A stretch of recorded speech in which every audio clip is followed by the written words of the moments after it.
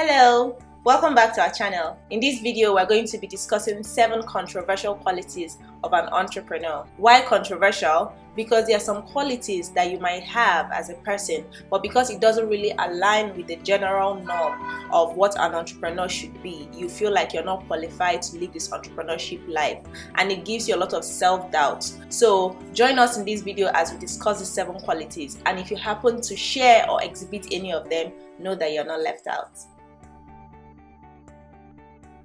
It's a general knowledge that entrepreneurs are risk takers, but you don't have to be a risk taker to be an entrepreneur. Everybody's different, and some people are not as inclined to take risks like others. For example, Warren Buffett, he said that the thing that has made him one of the most successful investors in the world is in his ability not to take huge risks. So if you're more risk averse, it doesn't make you less of an entrepreneur. It just makes you you. Taking huge risks doesn't qualify you as an entrepreneur, because some people take stupid decisions, like they see that they are entering fire and they enter it and tell themselves, oh, I'm an entrepreneur. No.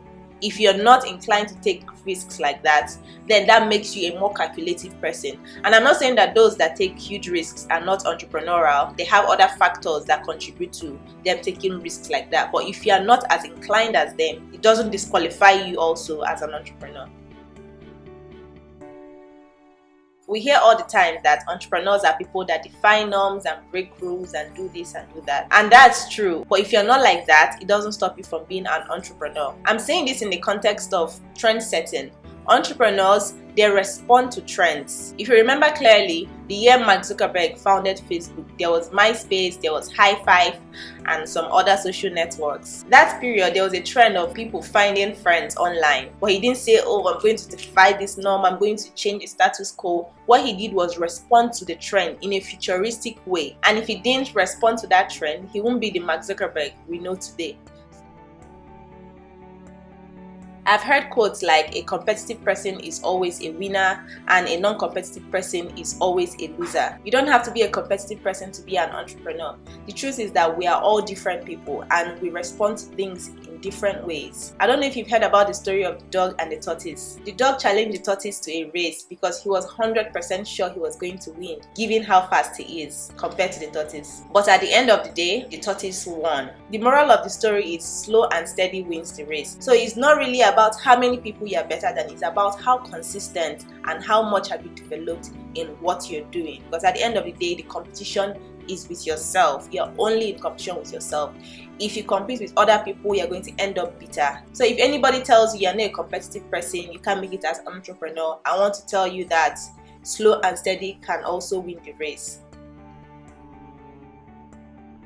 You don't have to be a creative person to be an entrepreneur. There are 3 types of entrepreneurs. We have the talent, the managers, and the risk takers. Even if you don't have the talent, you could be good at managing people or identifying opportunities. Those are other levels of entrepreneurship. Don't let anybody tell you, oh, you're not a creative person, you can't survive as an entrepreneur. The truth is that most of the Fortune 500 CEOs in the world today are not so creative. What they are actually good at is managing people, good at decision making, identifying opportunities, and other things.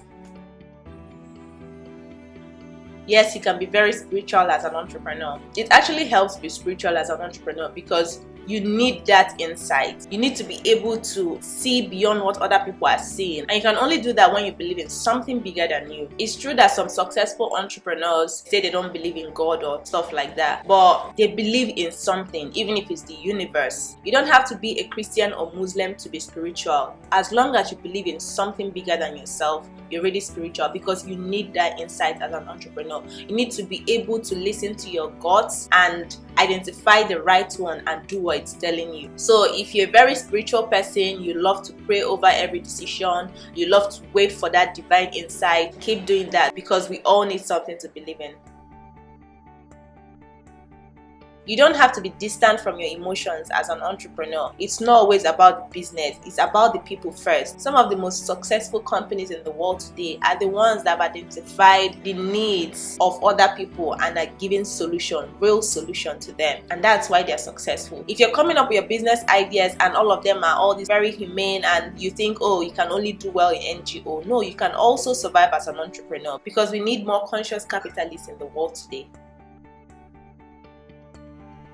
In this context, I mean having an active imagination. As an entrepreneur, you should be able to go wild with your thoughts. All the successful entrepreneurs we know of today, when they tell you about their story, how they started off, you see how unrealistic it was. But they stuck to their guns, and now, like, all those things are normal to us. So if you have a very active imagination, if you're the kind of person that like to envision things, it's that vision you need to keep going, to keep inventing new things, innovating and creating new things in this world. In conclusion, I want to leave you with this. If you have a dream of running your own business and you've identified a need you're going to cater to, that alone qualifies you as an entrepreneur, because entrepreneurs are people that want to solve problems. They are result oriented.